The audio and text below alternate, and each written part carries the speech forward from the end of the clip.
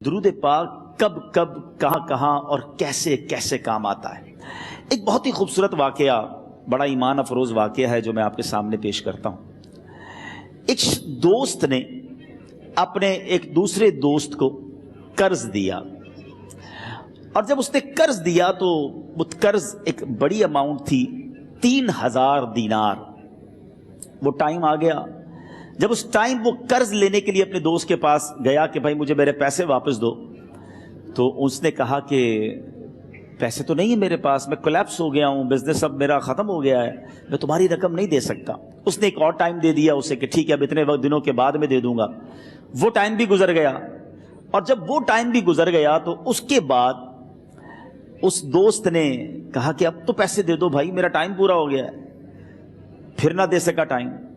آخر کار معاملہ جو ہے وہ کورٹ میں چلا گیا، قاضی کے پاس چلا گیا۔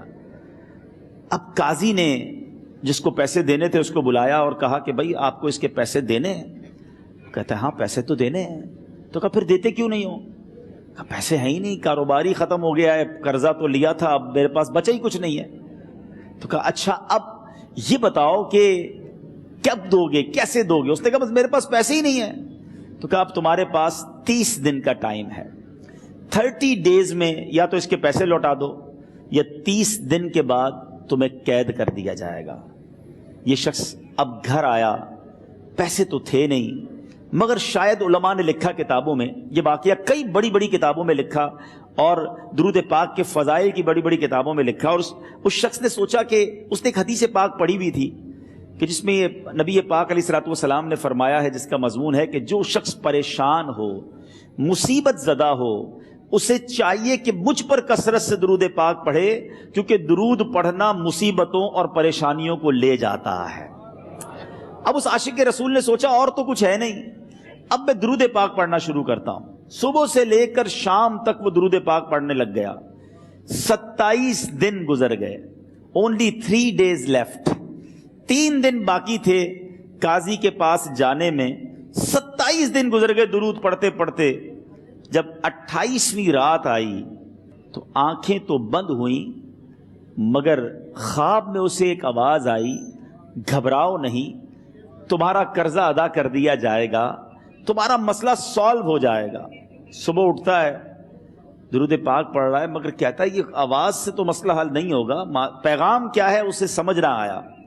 28واں دن گزر گیا، 29ویں رات آ گئی، مگر اب آنکھیں بند ہوئیں اور قسمت جاگ اٹھی۔ نبی پاک صاحب لولاک صلی اللہ تعالی علیہ وسلم خواب میں تشریف لائے، اور پیارے آقا صلی اللہ تعالی علیہ وسلم نے فرمایا گھبراؤ نہیں، علی بن عیسیٰ وزیر کے پاس جاؤ، وہ تمہارا قرضہ ادا کر دے گا۔ اب یہ عاشق رسول صبح اٹھا تو ویری فریش، حشاش بشاش کہ اب تو کام ہو گیا، نبی پاک نے خواب میں آ کر بشارت دی ہے۔ مگر پھر ذہن میں سوال آیا کہ علی بن عیسیٰ کے پاس جاؤں گا تو ثبوت کیا ہے، پروف کیا ہوگا؟ میں جا کر اس کو کہوں گا کہ میرا قرضہ دے دو تو ایسے تو قرضہ نہیں دے دینا، اور میں نے اس کو کہا کہ مجھے نبی پاک نے خواب میں کہا ہے، اور اس نے اگر مجھ سے کوئی نشانی مانگی تو میں نشانی کیا دوں گا؟ آخری دن تھا، 29واں دن تھا، وہ بھی درود پڑھتے پڑھتے گزر گیا۔ 30th نائٹ آ گئی، صبح وہ دن ہے جب عدالت میں جانا ہے۔ اب اس رات پھر نبی پاک علیہ الصلوۃ والسلام خواب میں تشریف لائے، اور آقا علیہ الصلوۃ والسلام نے فرمایا کہ علی بن عیسیٰ وزیر کے پاس جاؤ، وہ تمہارا قرض ادا کر دے گا۔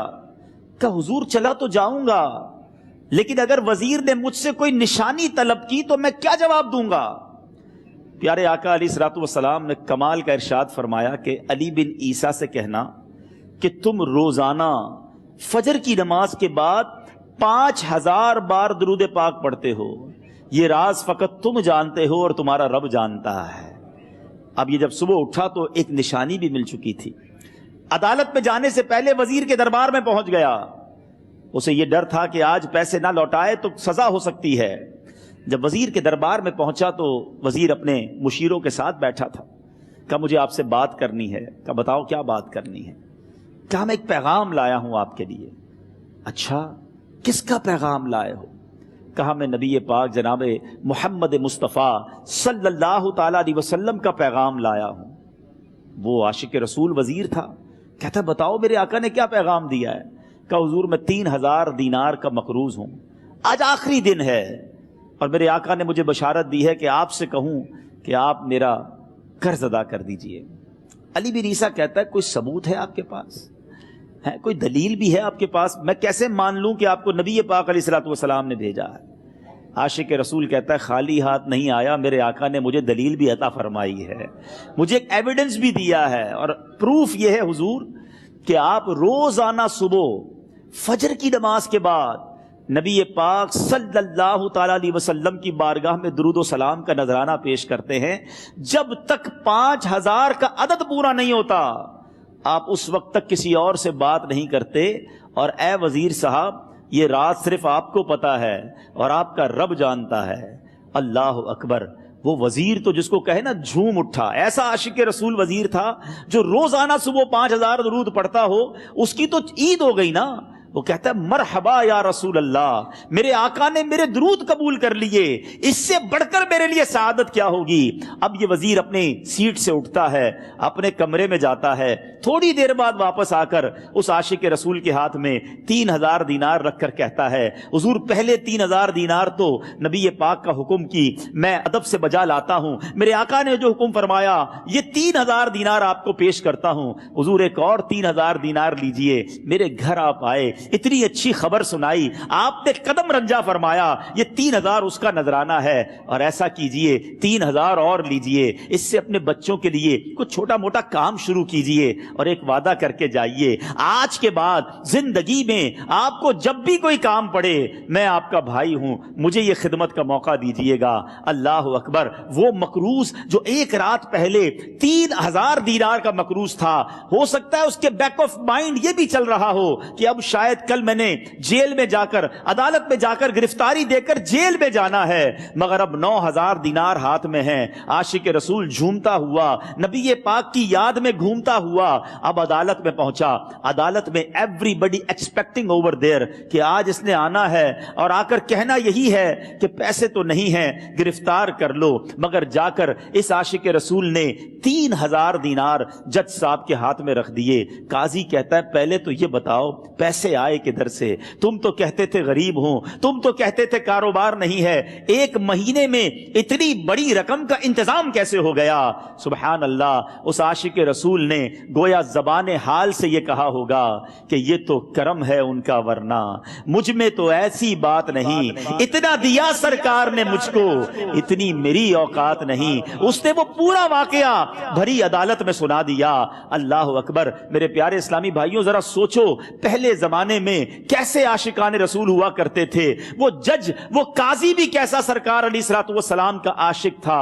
اپنی سیٹ سے اٹھتا ہے، بھرے دربار میں بھری عدالت میں وہ اپنے چیمبر میں اپنے کمرے میں جاتا ہے، اور تھوڑی دیر بعد واپس آ کر اس کے ہاتھ میں بھی 3000 دینار ہیں، اور وہ 3000 دینار جو ہے وہ اس عاشق رسول کے ہاتھ میں رکھتا ہے کہ سارا ثواب علی بن عیسیٰ کیسے لے جائے، میں بھی تو نبی پاک کا غلام ہوں، میں تمہارا قرضہ میں ادا کرتا ہوں۔ اچھا، اب ایک اور عجیب سینیریو یہ بن گیا کہ جس نے کیس کیا تھا، جس نے دعویٰ کیا تھا، وہ بھی یہ سارا منظر دیکھ رہا تھا۔ کہتا ہے جج صاحب ذرا رکیے، میں بھی اپنے آقا کا امتی ہوں، اور ایک کام کیجئے قلم کاغذ منگوائیے، اس عاشق رسول کا قرضہ ہی میں معاف کر دیتا ہوں۔ اچھا، اب عاشق رسول نے وہ واپس 3000 دینار جو جج صاحب نے دیے تھے وہ واپس جج صاحب کو دیے کہ حضور یہ پیسے آپ ہی رکھ لیں، قرضہ ہی معاف ہو گیا، اب آپ کے پیسے کا میں نے کیا کرنا ہے؟ جج صاحب کہتے ہیں جو پیسے نبی پاک کے نام پر نکالے ہیں اب مجھے واپس نہیں چاہیے، یہ بھی تم اپنے ساتھ لے جاؤ۔ اللہ اکبر! میرے میٹھے اسلامی بھائیوں، وہ عاشق رسول ایک رات پہلے 3000 دینار کا مقروض ہے، اب 12000 دینار لے کر گھر کو واپس جا رہا ہے۔ اس ایک واقعے کے اندر جو ہم سب کے لیے درس ہے، جو ہم سب کے لیے پیغام ہے، شاعر لکھتے ہیں نا، دکھوں نے تم کو جو گھیرا ہو تو درود پڑھو، دکھوں نے تم کو جو گھیرا ہو تو درود پڑھو، جو حاضری کی تمنا ہو تو درود پڑھو۔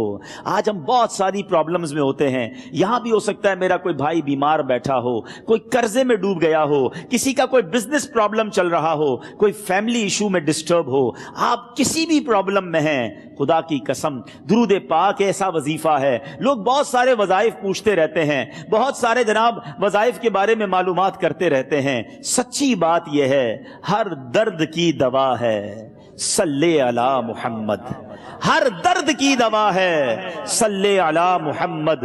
تعویذ ہر بلا ہے صلی علی محمد. تو خدا را اپنی زندگی میں درود پاک کو شامل کر لیجئے, اور آپ بلیو کریں جب آپ نے کثرت سے درود پاک پڑھنے شروع کر دیے, آپ اپنی آنکھوں سے دیکھیں گے آپ کے پرابلم دور ہو رہے ہیں, آپ کی صحت اچھی ہو رہی ہے, آپ کے قرضے اترنے شروع ہو گئے ہیں, روزگار میں آپ کے برکت ہونا شروع ہو جائے گی, آپ کے چہرے پہ نور آنا شروع ہو جائے گا, آپ کی زبان میں اثر آنا شروع ہو جائے گا. صلو علی الحبیب صلی اللہ تعالی علی محمد. مجھے اپنی اور ساری دنیا کے لوگوں کی اصلاح کی کوشش کرنی ہے انشاءاللہ.